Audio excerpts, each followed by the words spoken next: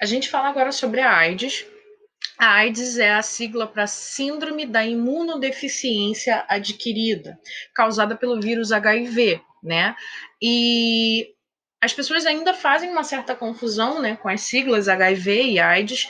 HIV, então, é o nome do vírus, AIDS é o nome da condição, da doença causada por esse vírus, né? Os pacientes que são portadores do vírus HIV são pacientes soropositivos, né? Contém o vírus no seu organismo.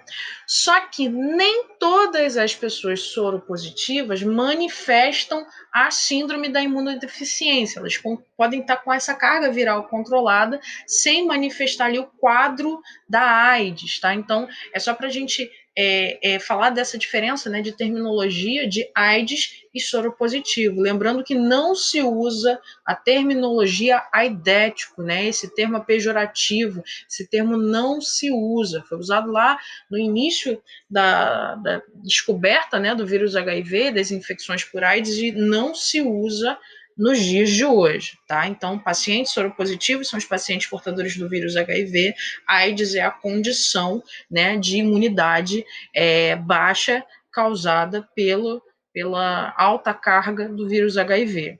O vírus HIV ele é um parasita de células de defesa, né, dos linfócitos TCD4. Então, ele é um vírus que se especializou em invadir exatamente o sistema de defesa. Né? O que poucas pessoas sabem é que existem dois tipos de vírus HIV: o HIV tipo 1 e o HIV tipo 2. Né? Então, qualquer teste de vírus HIV ele precisa constatar se o paciente ou se a pessoa tem os dois vírus, ou pelo menos um deles, né? O teste tem que ser feito em cima dos dois tipos de vírus.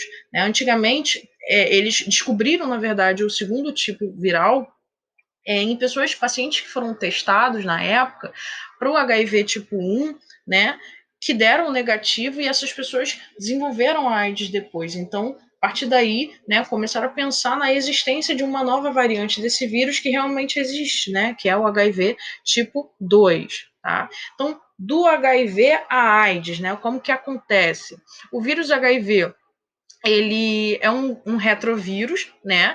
O RNA desse vírus produz uma cópia de DNA que vai se reproduzir na célula hospedeira. Então, ele invadiu lá o linfócito TCD4 e produz uma cópia de DNA. Do RNA, ele consegue produzir um DNA.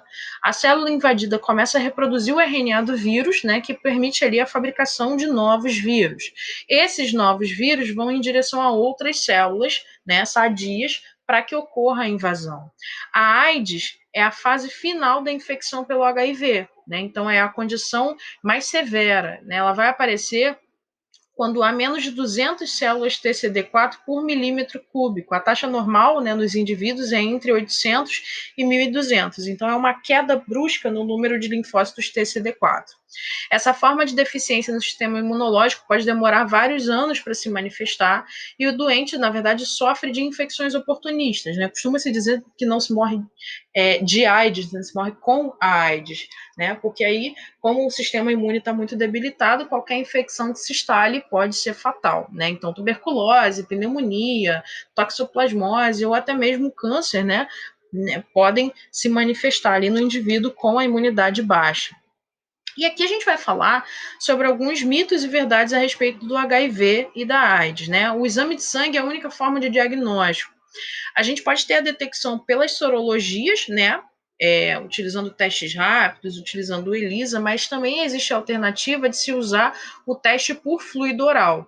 Normalmente se confirma, né, através de um exame sanguíneo, mas pelo menos para triagem se pode usar o fluido oral, desde que a coleta seja feita de forma correta, né, para avaliar ali a infecção ou não, tá?